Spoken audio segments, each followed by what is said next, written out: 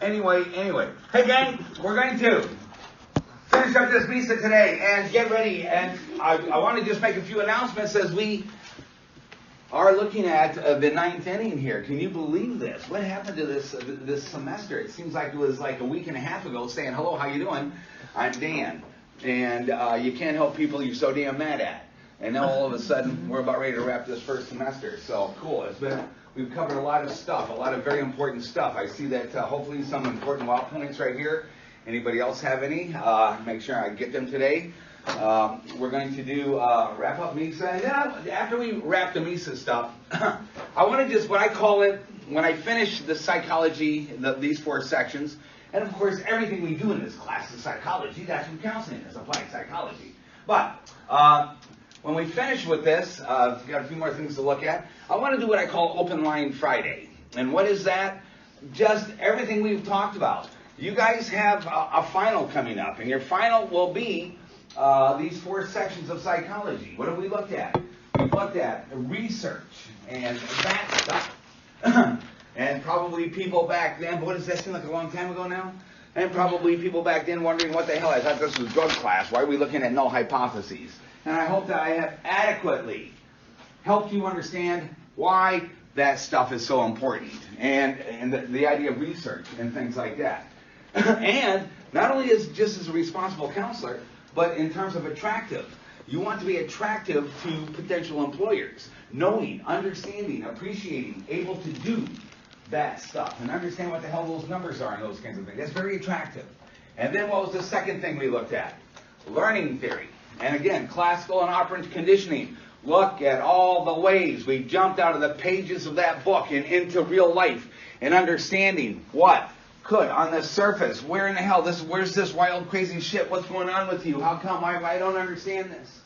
And how, with classical, operant conditioning, all of a sudden, we're understanding that stuff. And again, that very first thing I said to you, hi, I'm Dan, welcome to DACT, you can't help people you're so damn mad at. And one of the best ways not to be so mad at the client is to understand this stuff, what they're doing, why they're doing it, that kind of a thing like that. So, classical and operant conditioning. And then we jumped into process to the product. And remember, what did I say? That what we're going to start to talk about when we began that is not instead of the learning theory stuff, but now in addition to. And another way, another set of dimensions to look at. The importance of understanding, the here and now is. That's who you're working with, the person now. But what's the best way to know the now? Understand the past. Understand where that person came from. All that.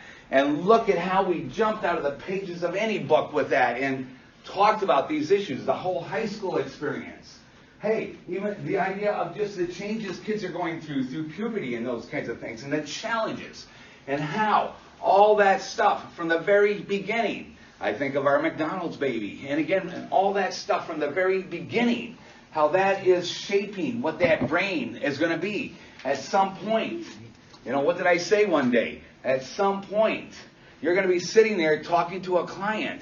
You know what? One day, somebody's going to be talking to that McDonald's baby. I'm pretty sure that wasn't just mom and grandma having a bad day that day. They were really good at that. That kid's going to be messed up. And the thing is that one day, there's going to be a counselor talking to that McDonald's baby as maybe a middle or late teenager, early adult, something like that. And do you realize how wonderful and valuable it would be if that counselor knew what I know about that day at McDonald's? From the very beginning, you guys, all this stuff coming together, how we use this to understand the person. Why do we need to understand the person? Well, because that's how we're going to better understand why is this? What was that $20,000 question once again? How do we understand when basically normal, not stupid, not crazy, not immoral people end up doing so many abnormal, stupid, crazy, immoral things? And again, it's real easy to be mad at that person. As we truly understand the dynamics, the psychology behind addiction and things like that, we can, instead of being so damn mad at that person, we can use all the energy we would be throwing away being mad at that person. We can use that energy to think of, and gang, bottom line, to understand that person, not to be mad at that person, how do we then a simple and understanding and a way to guide us. How do we interact with? How do we form that, what did we call it, empathy bond relationship with that person? How do I? Yeah, I'll tell you what. I got 3 clients sitting here. All 3 need the exact same message. All 3 will need to receive and will benefit from that exact same message in very different ways. The better I know you, the better I can understand you. What was another thing we said a lot? You've heard a lot this, speaking in the client's experiential language. My ability to convey the information at some point, the counseling interactions, my ability to do that with that specific individual in as effective of a way as possible is going to be dependent on my ability to know who it is I'm interacting with right now at that specific human person. What's another thing you heard a whole bunch of? Putting away that damn stupid label maker. The minute we start thinking of our clients as labels, all you dope fiends over there, all you alcoholics over there, all you potheads over here, all you assholes over here. The minute we start thinking of our clients as assholes, yeah, as labels, we stop being a part of that human relationship. Does that make sense? I can't form an empathy bond with a label. I can't communicate. I can't interact with a label in the way that we can make a true, real difference. We need to understand this stuff because that's going to help us understand addiction in a way that it will guide our ability to know what's the next best right thing to do with that client. How did that go? In comes all this client information, mesh with your fund of knowledge and your theoretical perspective so that out goes that next best clinical response. If this stuff isn't here to start with, how is it going to mix with it? Does that make sense? You've got to have that information. What was another reason why you need to know this stuff, you guys? Don't forget that, a whole lot of this. Remember that story when we started with learning theory? If only one person, one day, would have sat that guy down and said, guess what? This is going to happen. Doesn't mean you're an asshole. Doesn't mean you're a bad person. What it means, really, what it basically really means is your brain's working pretty good. That's what it means.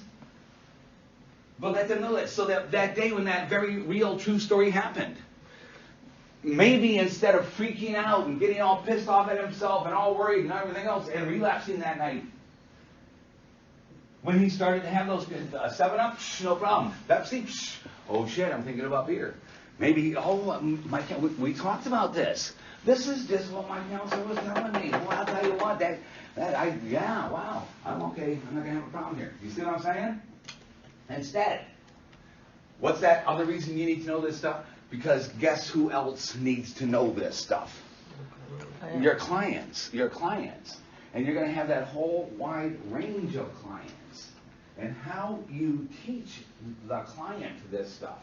Again, need the exact same piece of knowledge and information, right? How I convey to each individual may be very, very different. So I'm going to have a versatile understanding of all these things. How I explain classical conditioning to one person may be very different than how I do it with another. I'm going to have a versatility of that understanding so I know. I can think on my feet and I know how to do it. You see what I'm saying with this stuff? You guys, you need to know this stuff. This isn't just a bunch of stuff that I get to feel like a big shot and make you have to memorize fancy words just because I'm the teacher and that's what I get. No, this is what is going to make the difference. What's another thing you've heard me harp about throughout the semester? There are good reasons why we think we're big shots at 18 to 20% success rate in this business. And what are those good reasons? Bad counselors, not understanding this stuff, not using this stuff the way we need to. Does that make sense? You guys want to be good counselors, I would hope. And so you got to work at this stuff. Your test on then the 4th unit, which you're going to have your quiz on Monday, this MISA stuff. And have we illustrated the importance of understanding MISA, the mentally ill substance abuser, and that kind of a thing. And as we continue with these basic categories today, and all the special challenges with that, and all those things. And so, you've got 2 final dates. One final date will be, and I don't have them with me, I don't have my syllabus with me right now, but you got two final dates. One final date is going to be an in-class test over all this psychology stuff that we have been talking about. That kind of a thing. Here's. Do I have it right here? Okay, yeah, TBA. First semester exam and then final two TBA. And I do have those dates now. Oh. And I will bring those to you on Monday. They're just regular class period. But, once the semester, and sometimes students get confused. The last day of the semester isn't the end of the semester. That's the last day of class. And then we have test week. And you've got two tests. These are two classes, 110 and 111. And so there's a test scheduled for both of those sections. The first class is going to be, the test. The test over all this psychology stuff. And you've got to be, you've got to know this stuff. We're going to do a review of that and everything we talked about. But the thing is that we're going to also continue, and we're going to be moving on with assessment. All that stuff that you got at the beginning of the semester, get into that and be ready for that discussion starting Monday also. But the other thing is then the second final section is where, and if you see in your syllabus, you're going to be writing a semester summary paper. That summary paper, once again, I don't want a book report. I know what we talked about this semester. Does that make sense? I know what we covered. Well, what we did was we got together, and the first thing we did is what we talked about. What is addiction? Well, that was kind of interesting. And then we talked about research. Well, I know what we talked about. You see what I'm saying? I don't want that. What I want is, how has this semester, the information we have talked about, the way we have jumped out of the pages of the book, off the surface of this screen, if you will, into, how many times have we gone into counseling 110? You know what I'm saying? How are you going to use this to be a counselor? How many times in the course of this semester have I talked probably as much about what don't do as what do? How not to be an idiot counselor. Mistakes don't do these things. All that information. And this summary paper is going to be, if you want to reference our discussion about something, because that's how you're going to make your point, why was this so important? That kind of a thing like that to me. But what was? Think of this as a major semester wow point paper, if you will. But not just what, wow, but why. How come? Why was this? Why was this such a big deal? And then on top of that, how has everything we've talked about, including maybe your experience on your teams and things like that, the challenges you faced with that, all that kind of stuff, how has this semester taken its first step in forming you as that counselor? How are you going to, how is this, that learning theory stuff, that process to the product, how is this going to get inside you and guide you as a counselor? Does that make sense? How are you going to use this information? Why was this such a, and again, it can be a wow point thing. But not just, wow, that was cool, I like we talked about that. No, how come that was a wow? What does that mean to you? How does that better help you understand the human condition? The foibles of the human condition. How does this get inside you as you're becoming that counselor? Does that make sense? That's what that summary paper is about. And so that'll be due on the second scheduled final exam. So guys, with this stuff right here, study this psychology stuff. And like I say, we're going to do Open Line Friday here in just a second. And what is that? Basically, again, I'm going to just, whatever you want to talk about, anything we've talked about this entire semester. Questions, comments, thoughts, or things like that. We're just going to have a discussion. Everything we've talked about. And again, don't forget, every different way you handle a piece of information is another way that information becomes a part of your knowledge base. Does that make sense? Mm-hmm. Every different one. You read about it. You study about it for a quiz. You study about it for the test. You talk about it. You teach. What did I say? Probably in the beginning. Drive friends and lovers crazy with this stuff for the next semester. You know what? Teach people this stuff. If you can get somebody as a classical operant conditioning, something like that, you sit somebody down, and by the time you're done, they understand that stuff. Guess who else understands that stuff? You see what I'm saying with that? All that kind of stuff. And so we're just going to talk about this, and just another way for that brain to relate to this for a minute. And so let's continue with this. We left with borderline. And again, gang, these personality disorders, these are what? Basically what? Learned. Functional disorders. Now, when we started that discussion, even the personality disorder, I had that started PER on the organic side. Yeah, everything is a brain thing to start with. If you unplug the brain, the lights go out, nothing else matters anymore anyway. But these personality disorders, what did we say? Again, paranoid, which we hated. We didn't like that word. Schizoid, schizotypal, antisocial, and now borderline. These things, what are these well-developed ways this person has learned how to feel safe in what feels like a very unsafe place to be. Do you guys really, always back to that theme of safe. Always back to that theme of safe. You know what? 95% of human psychology is right here. It's all about safe. If that brain's not safe and taking care of itself, again, how about Maslow's first and second levels of the hierarchy? If that stuff's not okay, nothing else matters anyway. And so much about the human psychological experience, it's about seeking, finding safety. And how do I feel safe? These personality disorders. Yeah, on the surface. Look at what this is costing you. My God, you're on your fourth divorce, you're on your 12th job, you lost this, all these things going on in your life and everything else. What the hell's wrong with you? Why don't you change? And it's kind of like addiction. Yeah, I gotta stop drinking so much. Yeah, I gotta stop using so many of those pills. But they don't. Stop drinking so much. It's the same thing with this. Yeah, I got to stop reacting that way. Yeah, I got to stop treating people that way. But they don't. Why? Because whatever this is costing this person, it's still worth it. Why? Because in their perceptual way of seeing, feeling this stuff, this is what's keeping them safe. Does that make sense?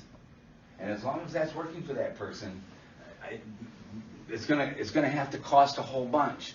Well, that takes us back to an integration with the learning theory stuff. What did we say about that?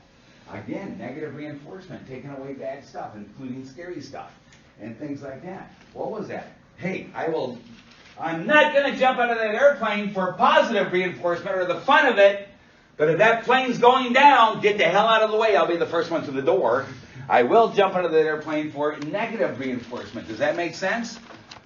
We will do things for negative reinforcement. We will take risks, pay a price, make sacrifice, incur loss for negative reinforcement we would never consider for positive reinforcement. And that includes drug, alcohol use. That includes these personality styles that are so problematic. This borderline.